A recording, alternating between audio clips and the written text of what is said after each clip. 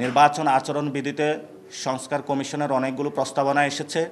সেই প্রস্তাবনাগুলোর মধ্যে কালো টাকার ছায়া থেকে বাংলাদেশকে মুক্ত করার জন্য প্রত্যেক প্রার্থী অথবা প্রত্যেক ভোটারের জন্য 10 টাকা করে খরচ করতে পারবে, অথবা 25 লাখ টাকার যে নিয়ম নীতি দেওয়া হয়েছে, আমরা আমাদের প্রার্থীদের ক্ষেত্রে এই কমিটমেন্ট দিয়েছি যে আমরা এর মধ্যেই থাকব। অন্যান্য প্রার্থী যারা রয়েছে নির্বাচন কমিশন আশা করি এই বিষয়টি নিশ্চিত করবে। যদি না করতে পারে তাহলে বৈষম্যমূলক একটি অবস্থানে নির্বাচন কমিশন যাবে। এবং পুরো বাংলাদেশের জনগণের যে দেওয়ালগুলো রয়েছে, রাষ্ট্রীয় যে প্রতিষ্ঠানগুলো রয়েছে, এটি পোস্টারের অপসংস্কৃতিতে ভরে গিয়েছে। আমরা আশা করব নির্বাচন কমিশন যে নিয়ম শৃঙ্খলা দিয়েছে সে বিষয়ে সকল দল একসাথে এসে সুন্দর একটি সংস্কৃতির মধ্য দিয়ে আমরা একটি আগামীর ভালো, সুষ্ঠু, সুন্দর এবং সৎ, যোগ্য, যেটা আমরা দীর্ঘকালীন অপেক্ষা করেছিলাম, এমন একটি নির্বাচনে যেতে পারব। এবং আপনারা ইতিমধ্যে দেখতে পেয়েছেন যে অনলাইনে যারা আমাদের নারী প্রার্থী রয়েছে তাদেরকে হ্যারাসমেন্ট করা হচ্ছে।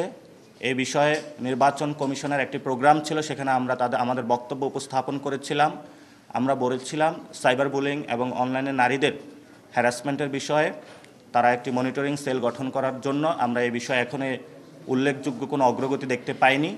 আমরা আশা করব বাংলাদেশের যারা তরুণ এবং নারী সমাজ রয়েছে, যারা এই গণ অভ্যুত্থানে নেমে এসেছিল, তাদের প্রোটেকশনের জন্য একটি মনিটরিং সেল দ্রুত গঠন করা হোক, যেটার মধ্য দিয়ে আমরা নারীদেরকে অসুস্থ মস্তিষ্কের যে প্রতিনিয়ত নারীদের উপরে ভয়ঙ্কর রূপে আক্রমণ চালাচ্ছে সেটা থেকে আমরা মুক্তি পাব। এবং সর্বোপরি আমরা বলতে পারি এই ইলেকশনের মধ্যে নতুন একটি যুগে বাংলাদেশ প্রবেশ করতে যাচ্ছে।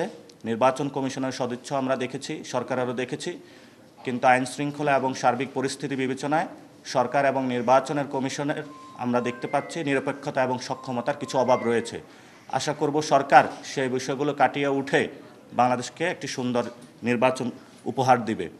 আর এই নির্বাচন যেটা হচ্ছে, এটা আমরা আগেও বলেছিলাম, এটি একটি লন্ডন ডিলের মধ্য দিয়ে হয়েছিল।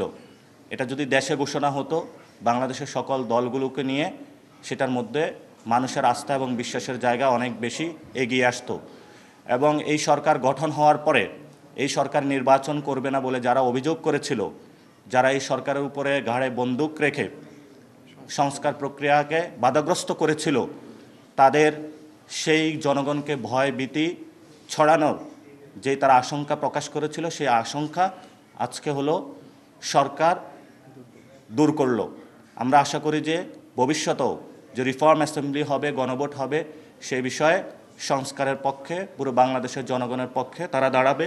এবং আমাদের যে গণভোট, এটা আগামী 100 বছরের জন্য, যেটা প্রধান উপদেষ্টা বলেছেন, এটি নতুন বাংলাদেশ আমরা সৃষ্টি করতে চাই। নির্বাচন 5 বছরের জন্য, তো সংস্কারের জন্য সকল দল মত নির্বিশেষে বর্ণ জাতি যারা রয়েছেন সকলে ঐক্যবদ্ধভাবে আপনারা হাঁকে জয়যুক্ত করবেন এবং একটি নতুন বাংলাদেশ আপনারা পুনর্গঠন করবেন।